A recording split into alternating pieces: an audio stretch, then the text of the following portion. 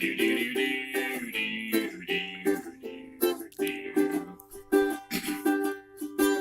moment was custom made to order. I was riding with my daughter on our way back from Lowell. And like children do, she started playing 20 questions, but I never would have guessed one could have touched me to my soul. She said, "Daddy, when we get to heaven, can I taste the Milky Way?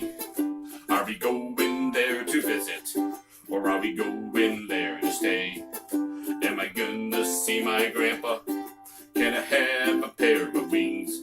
And do you think that God could use another angel to help her out the rain?"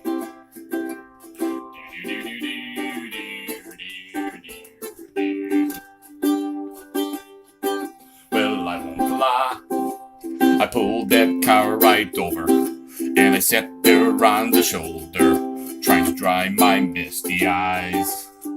And I whispered, "Lord, I want to thank you for my children, 'cause your innocence that fills them often takes me by surprise.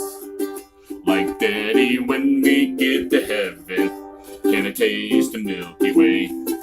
Are we going there to visit, or are we going there to stay? Am I gonna see my grandpa? Can I have a pair of wings? And do you think that God could use another angel to help pour out the rain?"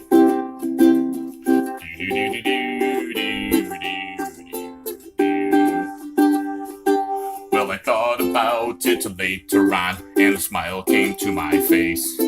When I tucked her into bed, I got down on my knees and prayed, "Lord, when I get to heaven, can I taste the Milky Way? I don't want to come to visit, 'cause I'm coming home to stay. And I can't wait to see my family and meet Jesus face to face.